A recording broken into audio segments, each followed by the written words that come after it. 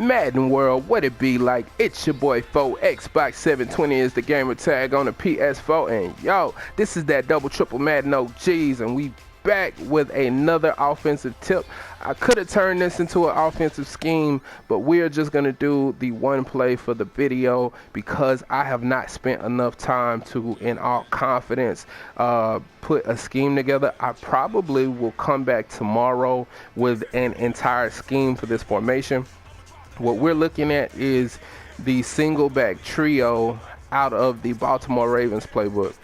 What we like about this is that in years past, this type of a formation would have been in something stupid like pass balance that you'd have to pay 100,000 coins for on MUT, you know, just to have that kind of a playbook or whatever. Now it's in a Baltimore Ravens playbook, so you can definitely pick that playbook up for next to nothing in MUT, so it'll be really easy to pick up once we start to scheme around it. And then the playbook's pretty nice itself, does have a lot that you can run, but you know, defense is kind of I don't know, so it's really kind of easy to kind of move the football. So anyway, what we want to look at is two things that we talked about, and I'm gonna retitle the name of the video to Cover 3 Bomb Glitch Part 2, because you can get the cover 4 beater, but there are going to be two variables that we need to go over. So anyway, let's look at the formation real quick. Halfback stretch is in here, and I'm not going to even talk about this play in this particular video, but this is one of the better runs in the game. Halfback stretch is already really good in the game, but this particular stretch itself, if you flip it, man, you have potential on a lot of different types of defenses, especially if you get good run blocking, to house this a lot. And I mean a lot. So we'll talk about that later. We got Smash Texan in here. Drive Wheel is dope. PA Boot, I might actually call this. You can cover 3 bomb glitch with this PA Boot as well. Really easy, just by default quick snapping it. You don't have to make any adjustment. Zone weak works really good. A lot of these plays work good. The halfback dive in here actually hands off a little bit quicker. Kind of almost like fullback dive from Seattle's playbooks with hand off quicker. This halfback dive seems to hand off fast, and as a result, you can kind of get up the field and do some damage with this halfback dive. I really like it. You got a bubble screen in here. Man, I mean, this formation is nice. A slot chase, there's a lot. You got a toss in here too. The play we're going to be looking at is PA solid corner. And another thing about this play is that it's a quick audible, so you can come out in any of those other plays that I named, and if you want to, you can audible to this play. So there are two variables in beating cover 4 that I noticed. One, you can't run like a quarter like cover 4 where you got 2 yellows, something with a drop like 2 yellows, it's not gonna work. Also, let's put it on the field and then we'll talk more about it. So so as you see, like the play art right here, you see Antonio Brown is going to be the player we're going to be looking at. The second variable is it's all about the route running of the wide receiver. And I noticed this. I did not notice this initially in the first like 10 minutes. I was woke just playing around labbing when I came across the play and just, you know, put it up. But what I noticed is you need to have 96 or better route running, because there is a specific speed burst that players with that type of route running, because of how they want to make them smooth and transition with their cuts. So this is kind of like almost a tutorial about attributes as well. When you have 96, not 95, you can test this. T.Y. Hilton has 95 route running, right? And he won't even get the same burst. Julio Jones has 94 route running, and he doesn't meet the criteria either. 96 route running and above. Breaking out of your cuts, you get some kind of weird burst. And I didn't even notice this until I was running this particular play. And then I had to figure out, like, why was it not beating people with some of the other players that I was trying. So we'll go ahead and snap the ball and see if we can get it off. Sometimes he gets jammed and it gets all weird, but As we can see, that's kind of how it's gonna work. We'll start working with it a little bit, trying to get it up the field, and boom, there you go. So I just threw it kind of messed up. I forgot to precision pass it that last time, like up the field to let him run it out. But what's gonna happen is, let's take a look. So he's gonna right here, and I think if you can see that little hitch, let's go ahead and run it. Look at Antonio Brown. You see how when he cuts, he gets just a little small boost. Boom, right there, and that is all you need to beat that corner.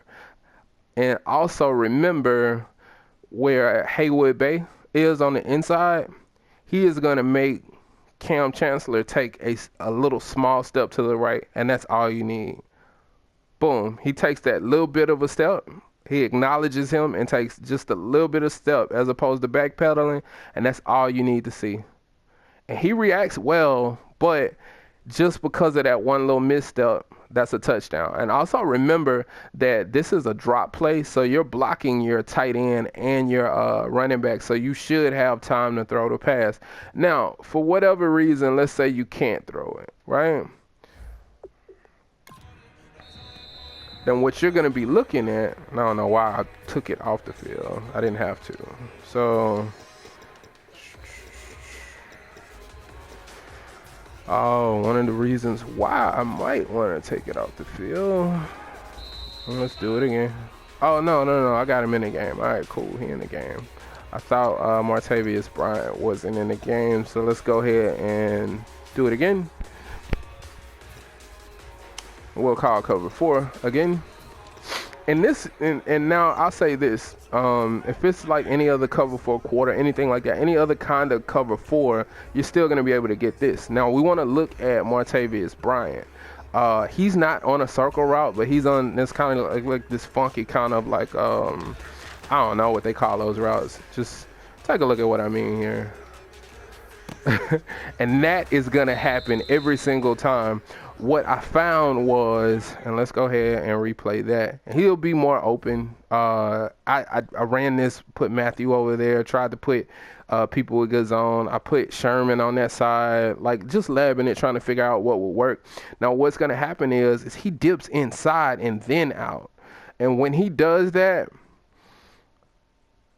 the purple route is gonna go into like this weird side horizontal kind of like strafe, and when he does that, you're gonna be able to throw right over the top of him every single time. Now if I would have waited just a little bit, I could have thrown it more to the sideline and it would have been a safer throw. But trust me, I've thrown that pass a whole lot and it's going to be open. So now you don't have to just bank on that one particular person being open way downfield. And if it's not downfield, you just got to throw it anyway because it's going to be an interception. And if you notice right then, I could have just threw it up to Antonio Brown then. He had room to make it work.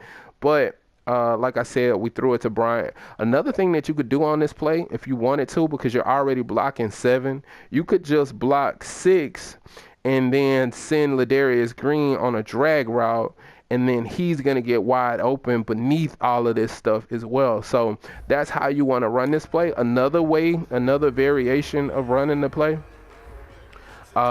is if we're not looking for the bomb, we can just put this guy on a like a flat route, and as a result he's either gonna be open here, and let me run it back real quick because I really didn't do it justice.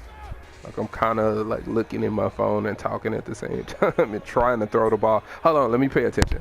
All right, so let's do it again. So he's kind of gonna go up and then right there. So you have to know what's going to happen is you're either going to be able to throw the flat or you're going to be able to throw that route, because all you need to do is just wait till he dips. Like when he dips, there'll be a decision that you can make. If he dips and the guy stays with him, he'll stay with him. But if he doesn't on the dip, I don't know why the purple responds to that dip awkwardly. Like when he dips, he's either, if nobody's on that side, he'll just strafe weird and stop playing. Like he almost just acknowledges him like he's out of my zone area now when he dipped like that. I don't know if he's out of the purple like actual zone. Like if there's like these invisible barriers, then maybe he's out of that zone, so he stops acknowledging him. And maybe that's why, because as you can see, as soon as he dips, he just shoots all the way down like nobody was behind him at all. And like I said, when nobody was over there, he went horizontal across the field like nobody was behind him again. So it's kind of like like programming, like it's messed up. You know what I mean? So that's kind of what I wanted to show with that. Now let's go ahead and do cover 3 real quick. I got 4 minutes left in the video, and we'll pretty much be done. So I'll call like a big cover 3, because let's call like a quarter cover 3, like some shit like that. Call cover 3 drop. That way we got all kind of coverage on the film.